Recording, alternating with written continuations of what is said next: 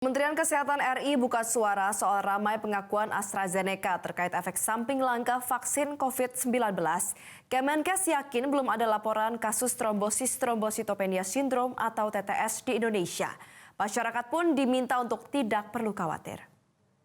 Dari sisi safety atau keamanan, kita tahu vaksin itu sudah melalui 4 tahapan uji klinis, mulai dari uji klinis laboratorium, hewan, kemudian pada populasi manusia dalam jumlah kecil, kemudian pada populasi yang lebih luas. Yang kemudian itu kalau semua 4 tahapan uji klinis keamanan ini sudah dilalui, artinya memang sudah sangat aman untuk digunakan pada populasi yang besar.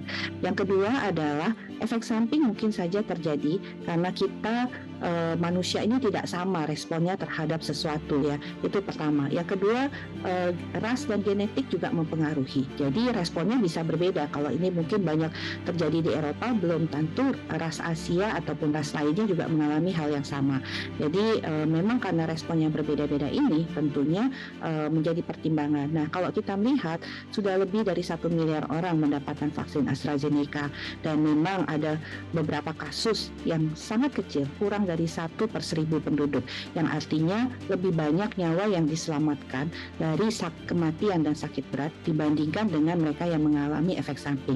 Dan ini pertimbangannya mengapa kemudian vaksin ini tetap dianggap safety, karena banyak sekali nyawa yang sudah diselamatkan dibandingkan kalau kita tidak menggunakan vaksin, sehingga akan lebih banyak kematian yang terjadi. Nah, tentunya apa yang kemudian kita harapkan ya masyarakat untuk tetap waspada, terutama mereka yang punya riwayat-riwayat tadi, riwayat stroke, riwayat keguguran berulang, ataupun riwayat pembekuan darah, untuk kemudian menyampaikan pada saat kalau memang akan mendapatkan vaksin AstraZeneca ini.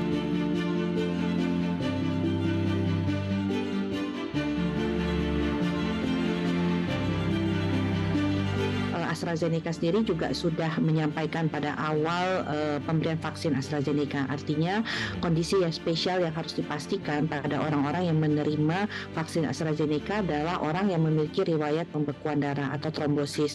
Kemudian orang yang punya penyakit stroke, waktu itu kan kita tidak lakukan penyuntikan ya, ataupun orang yang punya mungkin riwayat perempuan dengan keguguran berulang. Nah, ini memang salah satu kriteria ini menjadi kemudian mereka tidak bisa menerima vaksin AstraZeneca, ataupun mereka harus konsultasi terlebih dahulu ke dokter ahli.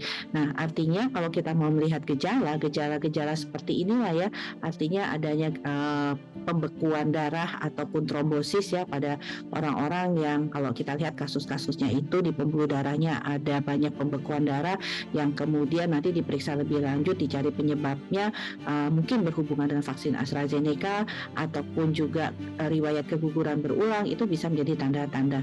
Karena memang secara klinis akan sangat sulit ya Mas Egan ya untuk masyarakat awam mengenali gejala pembekuan darah ini.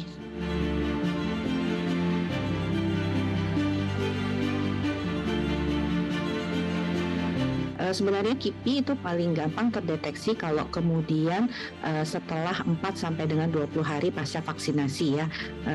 Jadi memang terlihat efek langsung, terjadi kejadian ikutan pasca kita disuntik vaksin. Tapi kalau rentangnya sudah sampai 6 bulan ataupun lebih, itu perlu tentunya pemeriksaan lebih lanjut. Apakah memang ada korelasi antara penyuntikan vaksin AstraZeneca yang mungkin sudah disuntikan lebih dari 6 bulan yang lalu, kemudian muncul gejala TTI ini, atau memang sebenarnya sudah ada gejala trombositosis ini sebelumnya, karena ini memang perlu suatu pemeriksaan ya yang lebih teliti. Dan kita bisa lihat dari kasus vaksin AstraZeneca ini kan memang baru bisa dibuktikan di pengadilan itu, dan AstraZeneca sendiri juga menyampaikan kemungkinan daripada TTI ini dari vaksin AstraZeneca, dan ini sudah saya rasa sudah bertahun-tahun ya, setidaknya dari 2021 sejak disampaikan adanya 37 orang di Eropa yang mengalami gejala daripada trombositosis ini. Jadi memang kalau kita lihat pengalaman bahwa monitoring yang terus dilakukan oleh Komnas KIPI untuk memastikan gejala ini, dan juga gejala-gejala ini dipastikan diketahui para tenaga medis untuk kemudian melaporkan kalau memang ada hubungannya dengan vaksin AstraZeneca.